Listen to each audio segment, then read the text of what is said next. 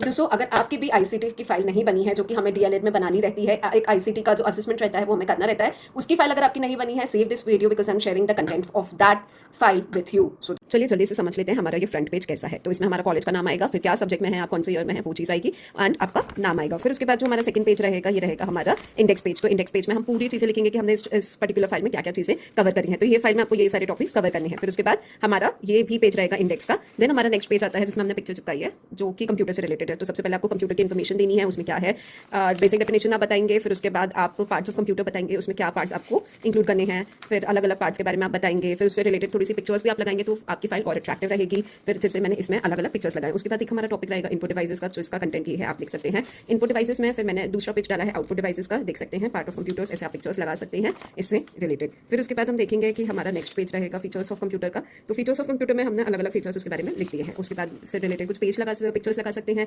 फिर ये हमारा पेज रहेगा। नेक्स्ट रहेगा हमारा फंक्शंस ऑफ कंप्यूटर, कि हमारे कंप्यूटर क्या क्या फंक्शंस करता है, उसके क्या क्या यूजेस रहेंगे। इसमें आप वो सारी चीज़ें मेंशन कर देंगे कि फंक्शंस में क्या रहेंगे। फिर इस तरह का आप एक डायग्राम सॉर्ट ऑफ बना के दिखा सकते हैं कि हमारा क्या हेल्पफुल रहता है कंप्यूटर किन किन चीज़ों में। उसके इंपॉर्टेंस आपको लिखना है, कंप्यूटर का इंपॉर्टेंस। देन उसके बाद आप कंप्यूटर बेस्ड एक्टिविटीज़ क्या क्या हम बच्चों को करवाएंगे वो आप इसमें लिख सकते हैं। ये वाला पेज, ये वाली एक्टिविटी बहुत इंपॉर्टेंट रहती है कंप्यूटर बेस्ड। फिर हमारे डिफरेंट यूजेस ऑफ कंप्यूटर क्या होते हैं ये हम देख लेते हैं।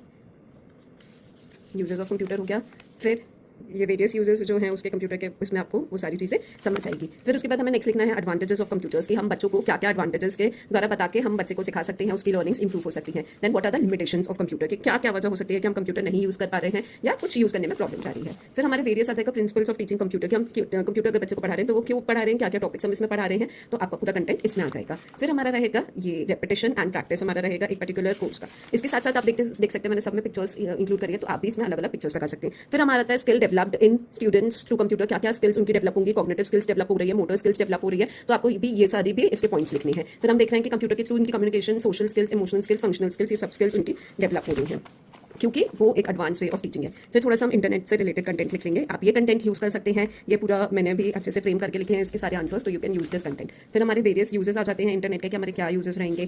फिर नेक्स्ट हम देख लेते हैं कि role of computer in supporting disability, क्या रोल हमारा रहेगा डिसेबिलिटी को सपोर्ट करने के लिए। कंप्यूटर इन सारी चीज़ों में हमें हेल्प करता है। कंप्यूटर इन स्पेशल एजुकेशन, कहाँ पे हम स्पेशल एजुकेशन में कंप्यूटर का यूज़ कर सकते हैं, तो इसका आप देखिए आप इसके बेस्ड पे आंसर्स लिख सकते हैं। फिर उसके बाद आप कुछ डायग्राम्स स्टिक कर सकते हैं। फिर हमारा रहेगा नेक्स्ट कि हम क्या टीचिंग अप्रोच यूज़ करेंगे, उसके बारे में आपको डिटेल में बताना है। फिर मल्टी सेंसरी टीचिंग हो गई, कंटिन्यूस असेसमेंट हो गया, क्लासरूम मैनेजमेंट हो गया, इमोशनल सेटिस्फैक्शन, ये सारी चीज़ें आप उसमें इंक्लूड कर सकते हैं। फिर आपका एक्सपीरियंस रिफ्लेक्शन रहेगा कि आपने क्या रहा है आपका पढ़ाने का एक्सपीरियंस। उसके बाद हमारा एंडिंग ऑफ द प्रोजेक्ट हो गई। तो ये पूरा प्रोजेक्ट आप आईसीटी का जो है मैंने आपके साथ शेयर किया है, आप इसको जल्दी से बना के यूज़ कर सकते हैं अपने रेफरेंस के लिए या आप अपने टीचिंग मटीरियल के लिए।